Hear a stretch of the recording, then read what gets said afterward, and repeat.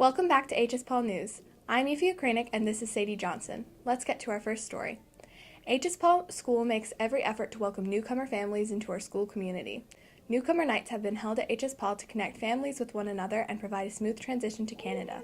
Families played games, placed their homelands on a map, and shared a meal together. With that in mind, we decided to set out to find out how a very special group of newcomers to Winnipeg are handled when they first arrive. But it might not be what you think. Take a look. Thanks, girls. I'm Nisha Hunter, reporting from Assiniboine Park Zoo to talk with Dr. Chris, who is one of the vets here, about what they do to make the polar bears feel like they belong when they arrive. We met Dr. Chris at the Leatherdale International Polar Bear Conservation Center. I was keen to ask him how the zoo treats these newcomer bears when they first arrive. Well, what we do is we kind of let them settle in a bit at first. So what we'll do is we'll have them up in our polar bear holding on the inside in order to quarantine them, to make sure they're not bringing anything that might make our polar bears at the zoo sick, and we make their lives interesting.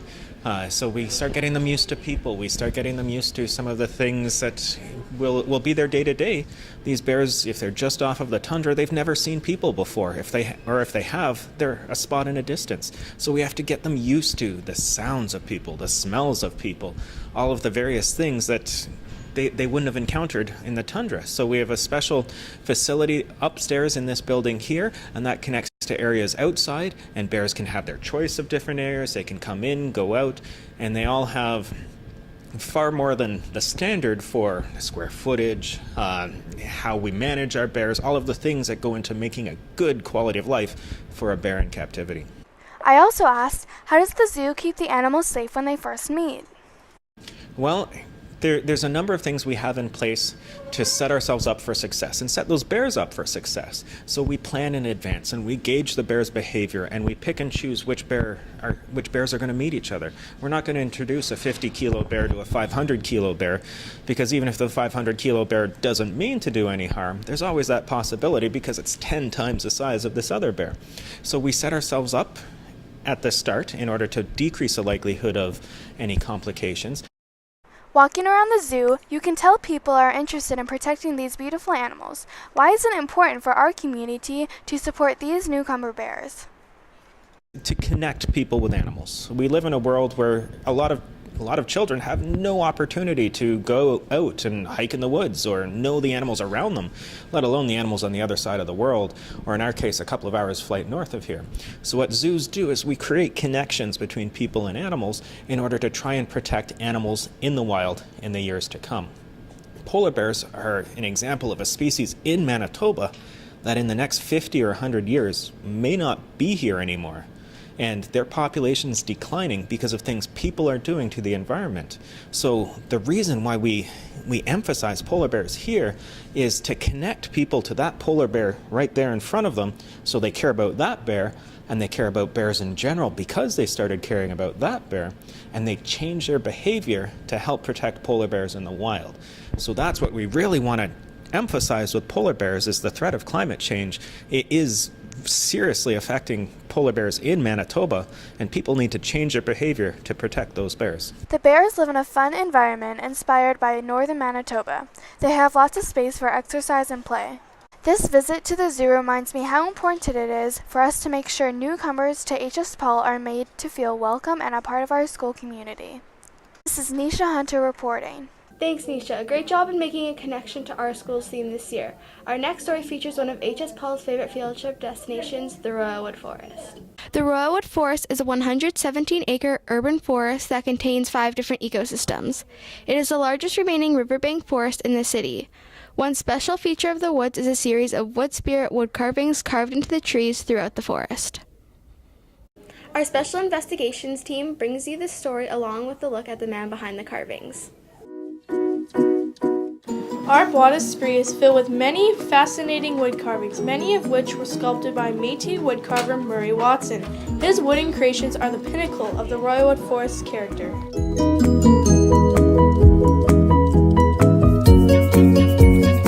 The interesting topic of the Bois d'Esprit made us eager to learn more about the meaning behind our Royalwood Forest's wooden sculptures. After some research, we got the opportunity to meet up with Mr. Watson and ask him a few questions. It was called Woody. Remember Woody? And he's kind of off the beaten path, eh?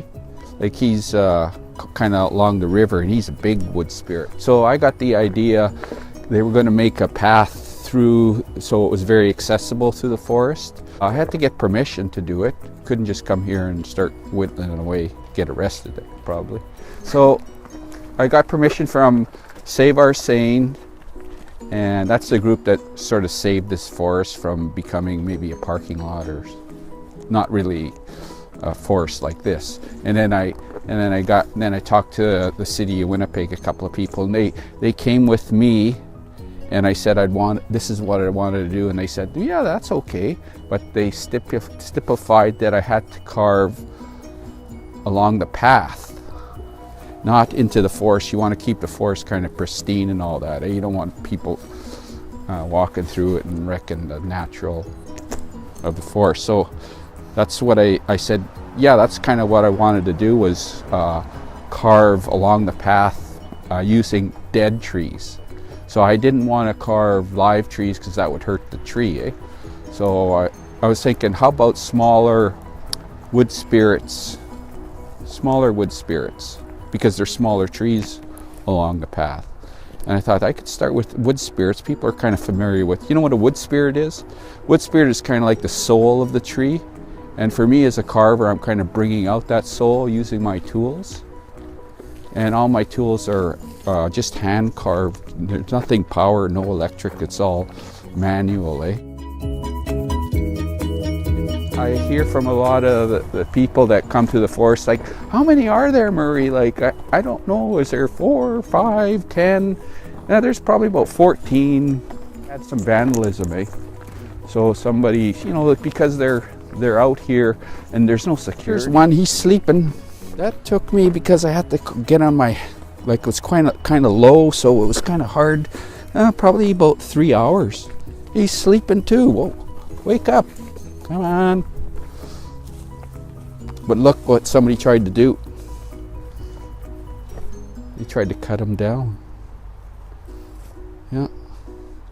But he, like I said, he's 8 years old and he's doing pretty good. He's a little bit gray.